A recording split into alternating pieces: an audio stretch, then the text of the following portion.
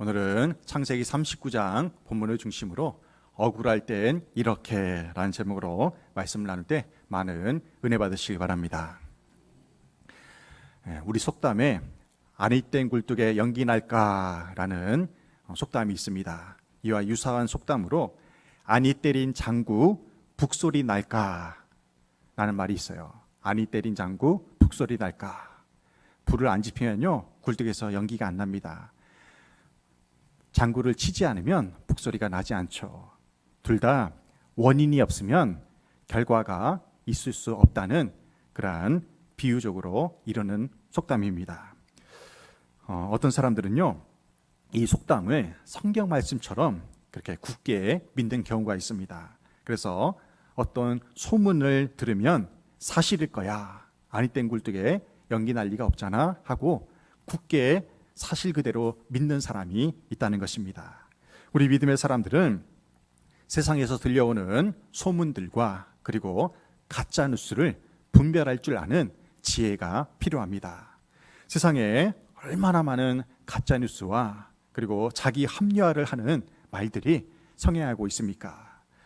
그런데 오늘 본문에서는요 세상의 이러한 속설과는 반대로 아니 땐 굴뚝에도 연기가 날 수 있다는 것을 보여주고 있습니다.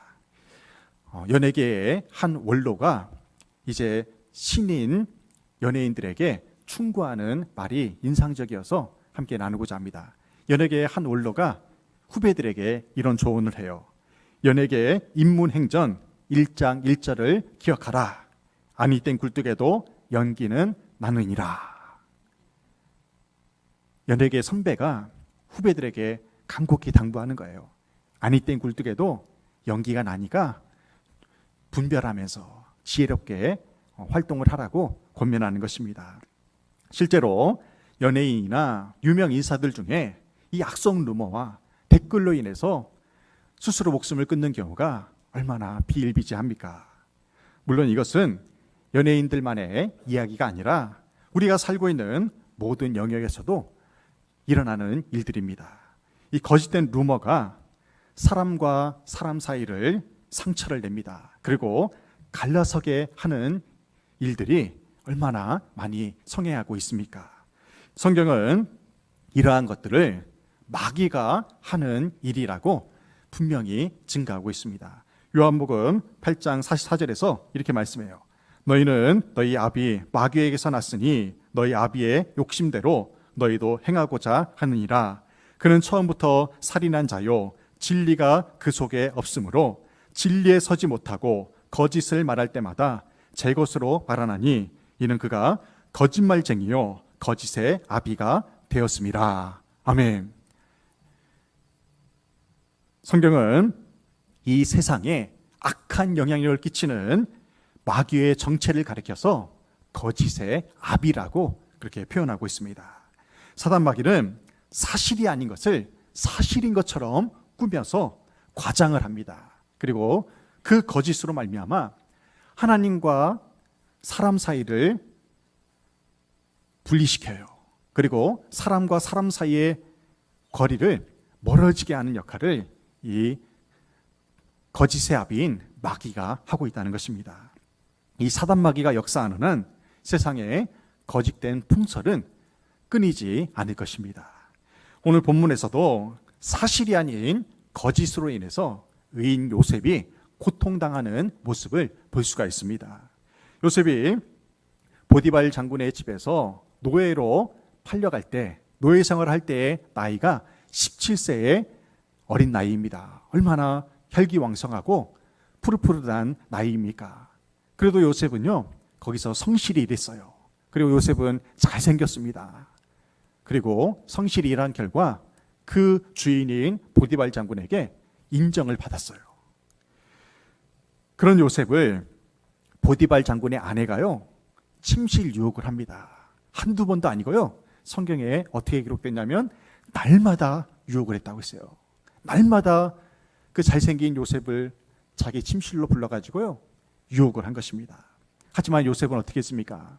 이렇게 선포해요. 내가 어찌 이 큰 악을 행하여 하나님께 득죄하리까?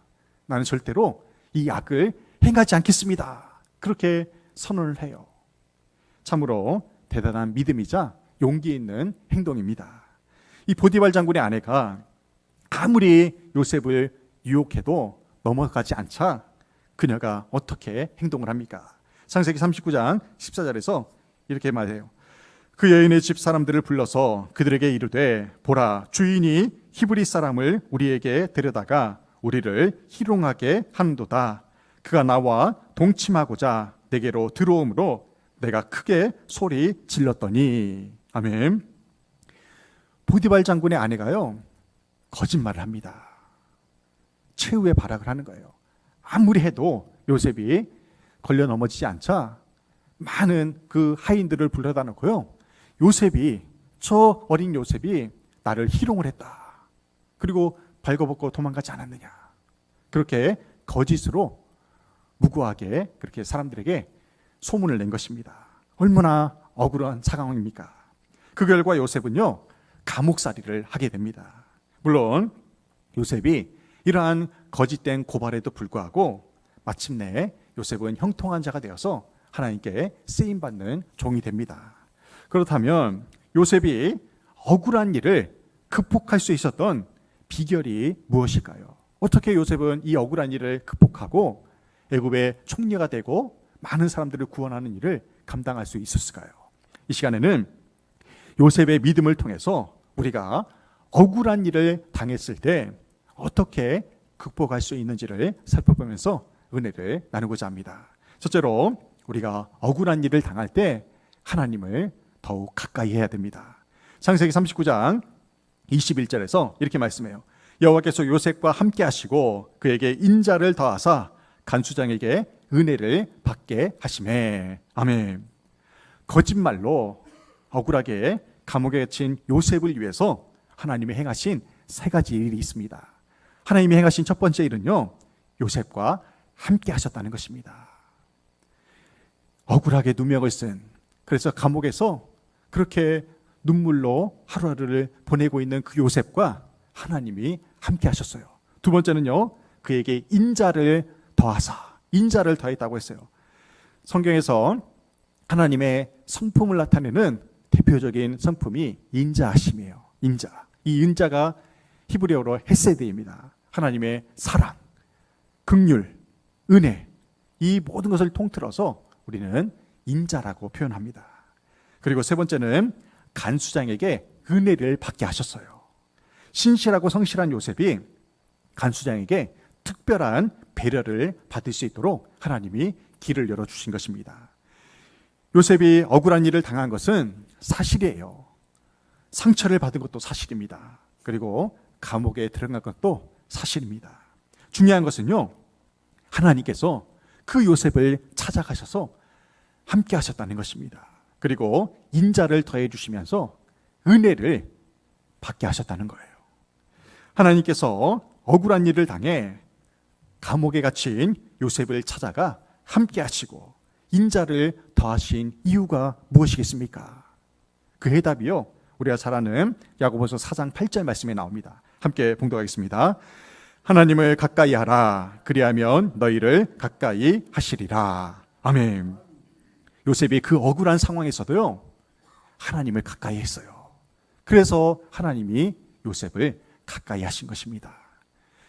하나님은요, 우리 안에 내주해 계십니다. 그래서 우리 안에 내주하시는 성령님, 내주하시는 예수님, 내주하시는 하나님으로 인해서 우리는 믿음의 사람으로 살아가는 것입니다. 그런데요, 우리가 그 내주하시는 하나님을 찾지 않으면 하나님도 침묵하신다는 것입니다. 하나님이 나를 위해서 일하시려면 어떻게 해야 돼요? 하나님을 찾아야죠. 하나님을 가까이 해야 됩니다. 그럴 때 하나님이, 요셉과 함께 하신 하나님이 우리와도 함께 하신다는 사실입니다. 중요한 것은 우리가 억울한 상황에서도 여전히 하나님을 가까이 할 수 있느냐 하는 문제입니다. 우리가 원치 않게 건강이 나빠졌을 때에도 여전히 하나님을 가까이 할 수 있어야 됩니다. 사업이 힘들고 직장 생활이 힘들고 가정에 문제가 있을 때라도 여전히 하나님을 가까이 할 수 있는 그 믿음이 우리에게 필요합니다. 억울한 일을 당하고 여러 가지 문제로 힘들어할수록 나보다 나를 더 잘하시는 우리 주님을 신뢰해야 됩니다. 우리의 원통함과 억울함을 이미 알고 계시는 주님을 더욱더 가까이 해야 돼요.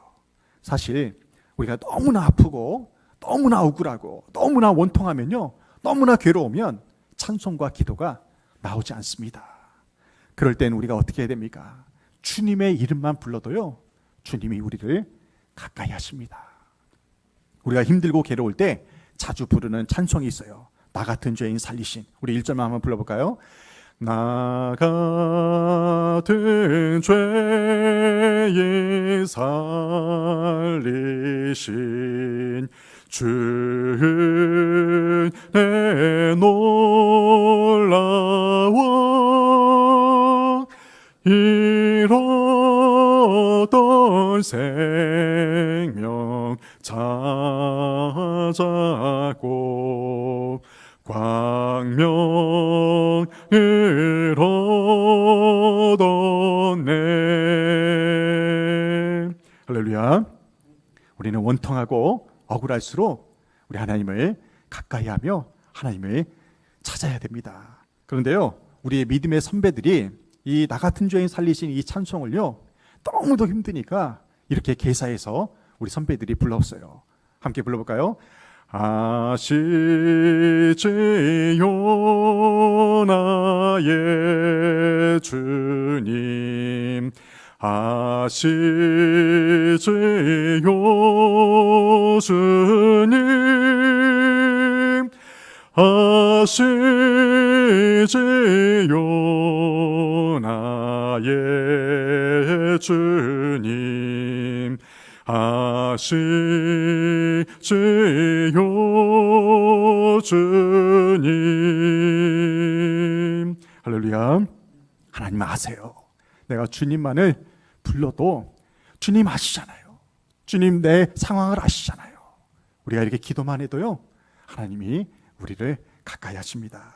나의 안고 일어섰음을 아시고 멀리서도 나의 심령을 통찰하시는 그 하나님을 찾고 구함으로 하나님이 함께 하시는 은혜를 날마다 누리시기를 주님의 이름으로 축원합니다.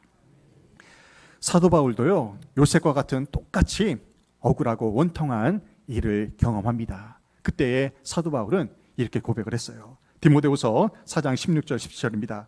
내가 처음 변명할 때에 나와 함께한 자가 하나도 없고 다 나를 버렸으나 그들에게 허물을 돌리지 않기를 원하노라. 주께서 내 곁에 서서 나에게 힘을 주심은 나로 말미암아 선포된 말씀이 온전히 전파되어 모든 이방인이 듣게 하려 하심이니 내가 사자의 입에서 건짐을 받았느니라. 아멘. 지금 바울의 상황이 어떤 상황이냐면요, 나와 함께한 자가 하나도 없고 다 나를 버렸으나 했어요. 지금 바울이 고발을 당했어요. 신문을 당하는데 그 어떤 사람도 바울을 변호해 준 사람이 한 명도 없다는 것입니다. 위기의 순간에, 고난의 순간에 다 떠나버렸대요.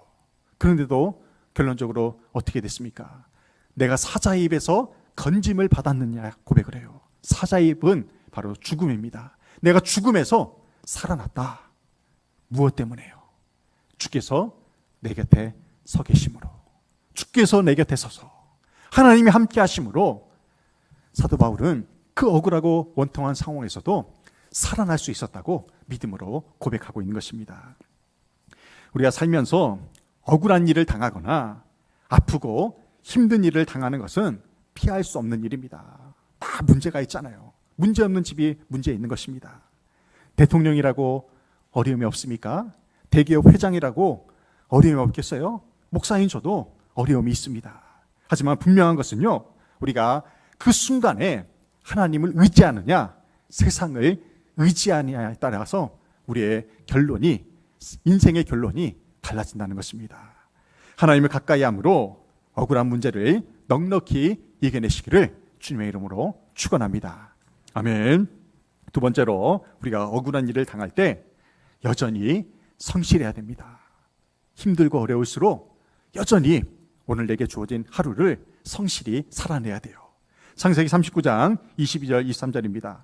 간수장이 옥중제수를 다 요셉의 손에 맡김으로 그 재반 사물을 요셉이 처리하고 간수장은 그의 손에 맡긴 것을 무엇이든지 살펴보지 아니하였으니. 아멘.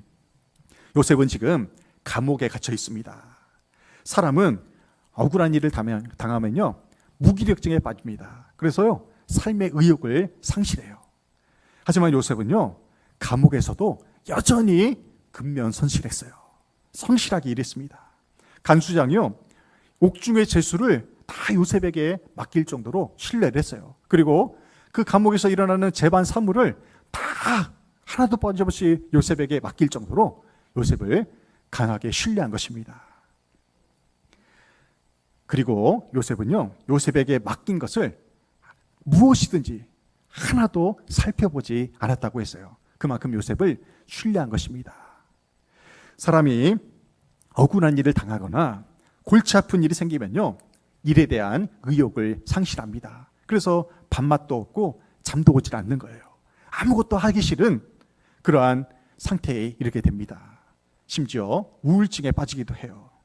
정작 해야 할 일은 하지 않고 세상적인 방법에 총동원해서 인간적인 방법으로 해결하려고 안간힘을 쓴다는 것입니다. 그러다 보면요 내가 오늘 마땅히 해야 될 일을 소홀할 수밖에 없다는 것입니다. 하지만 요셉은 그러지 않았어요.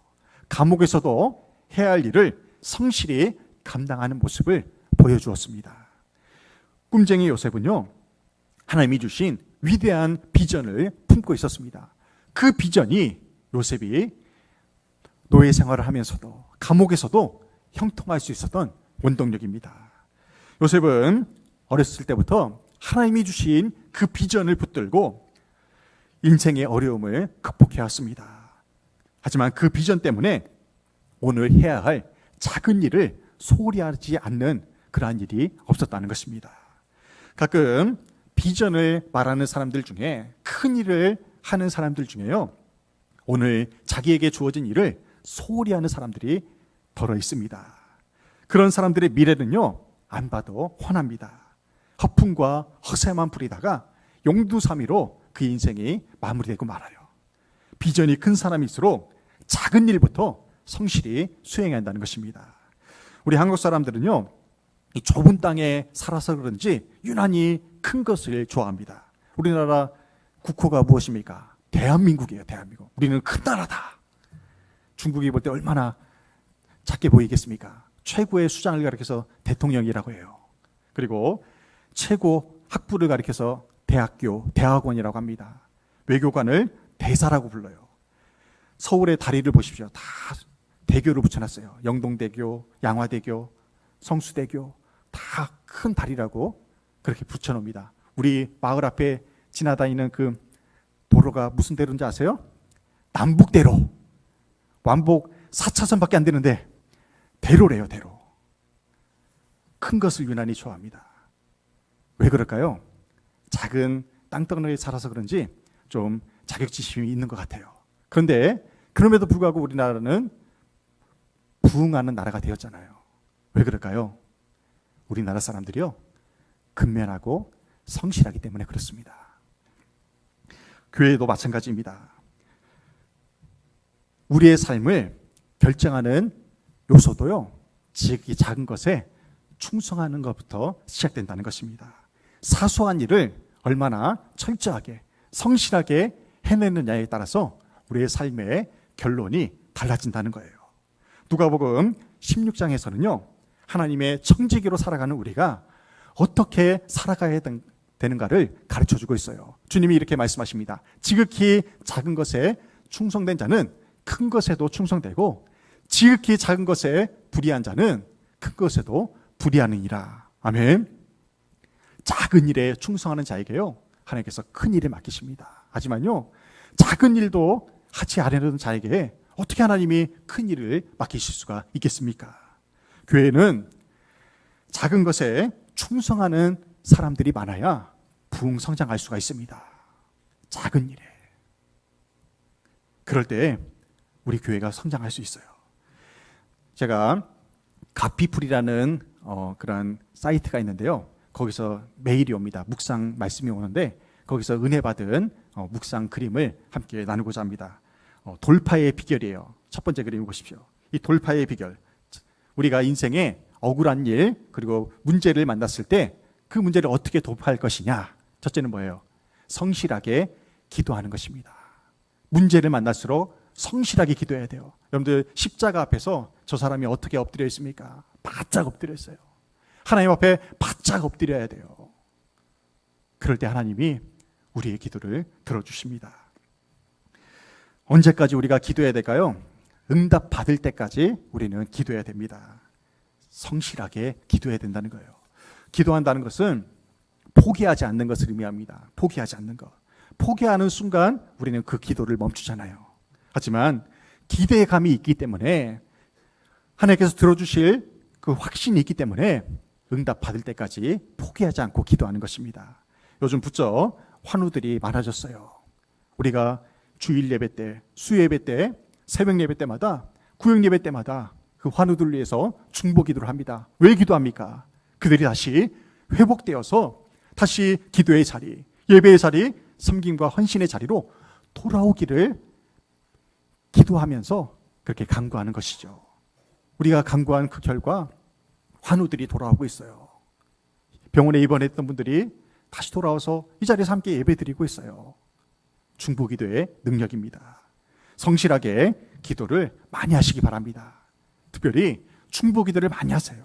그래야면 더욱 풍성한 응답의 축복을 누릴 수가 있습니다. 돌파의 비결 두 번째는요, 주님보다 앞서지 않는 것입니다. 선장 되신 주님의 인도하심을 따라서 한 걸음 한 걸음 나아가야 돼요. 어떤 사람은요, 말 그대로 기도만 해요. 기도만 하고 아무것도 하지 않습니다. 성실히 기도하면서 선장 되신 주님을 따라 하루하루 성실하고 정직하게 나아가야 됩니다. 기독교의 영성가 중에 로렌스 형제가 있어요. 로렌스 형제. 하나님의 임재 연습이라는 책으로 유명한 분인데요. 많은 사람들에게 선한 영향력을 끼친 사람입니다. 이 로렌스 형제가 파리 근교의 수도원에서 무슨 일을 하는 사람이냐면요, 수도원에서 부엌 일을 하는 사람이래요. 부엌 일. 우리 교회로 치면요, 주방에서 일하는 분이에요. 주방 봉사를 하는 분이에요. 수도원에서 평범한 일을 하고 있는 그 로렌스 형제가 어떻게 수많은 사람들에게 선한 영향력을 끼칠 수 있었을까요? 그 이유는요, 로렌스 형제가 일상을 대하는 태도가 남달랐다는 것입니다. 어떤 사람이요, 로렌스 형제가 식당에서 설거지하는 그 모습을 보면서 감동을 받아요. 가슴이 뜨거워졌다고 합니다. 그러면서 이런 글을 썼어요. 그 모습을 보고 이런 글을 썼어요. 로렌스 형제가 그릇을 닦고 있는 모습을 보면 마치 사제가 성찬식을 준비하는 엄숙함과 경건함을 느낀다. 그는 경건하고 엄숙한 마음으로 정성을 다해 그릇을 하나하나 닦고 있었다.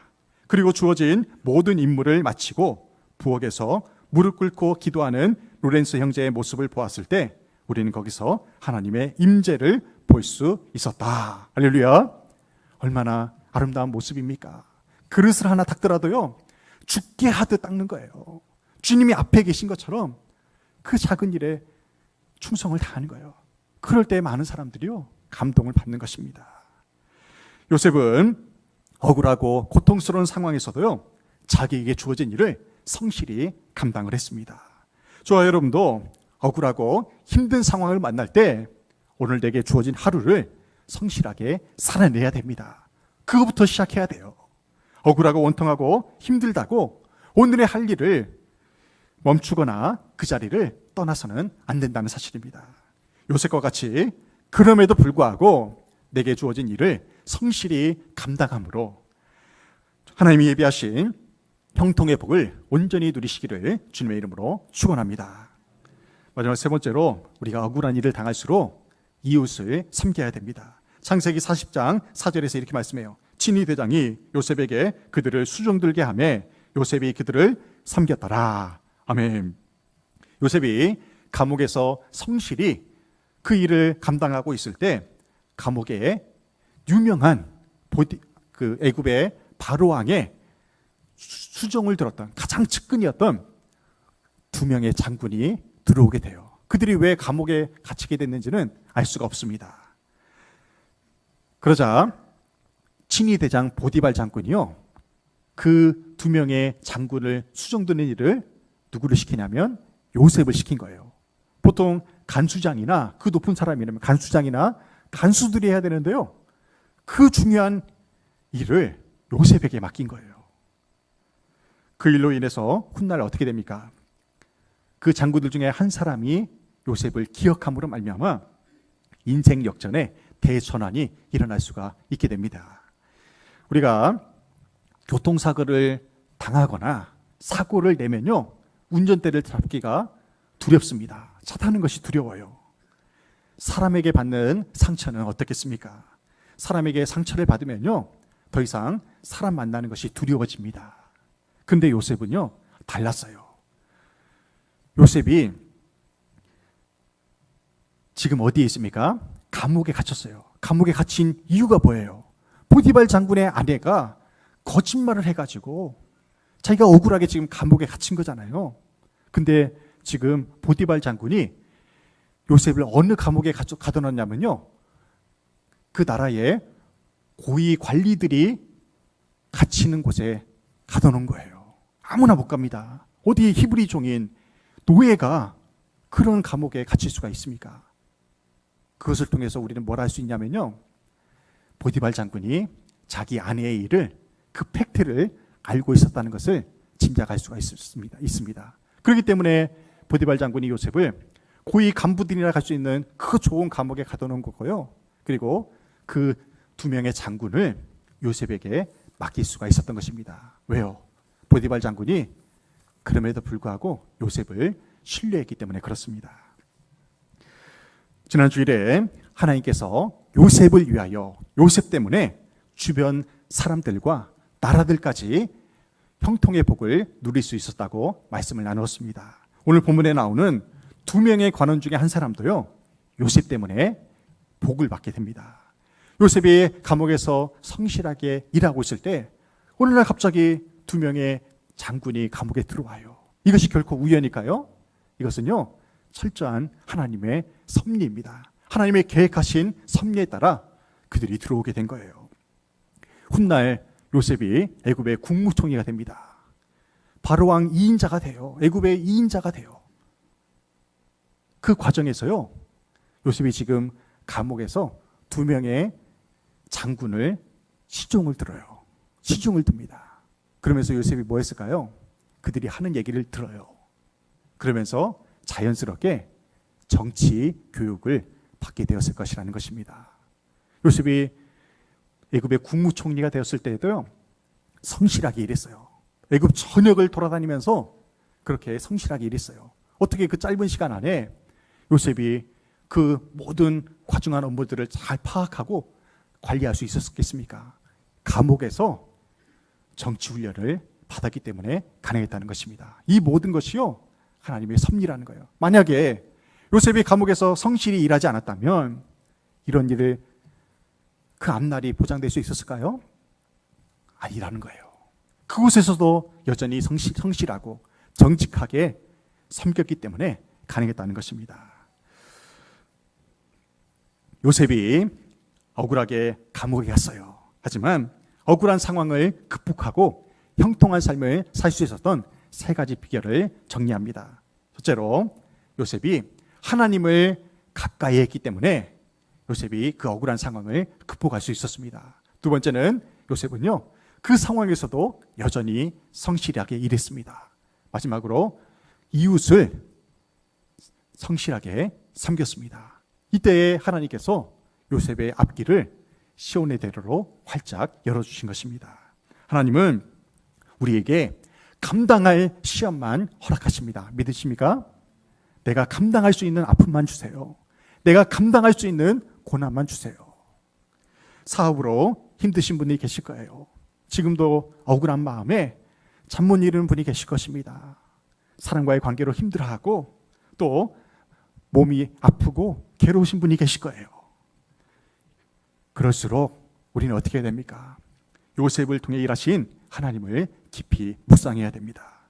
억울한 일을 당할 때 하나님을 가까이 하고 여전히 성실히 일하면서 우리의 이웃을 섬김으로 말미암아 하나님이 예비하신 형통의 복을 온전히 누리는 저와 여러분 되시기를 주님의 이름으로 축원합니다.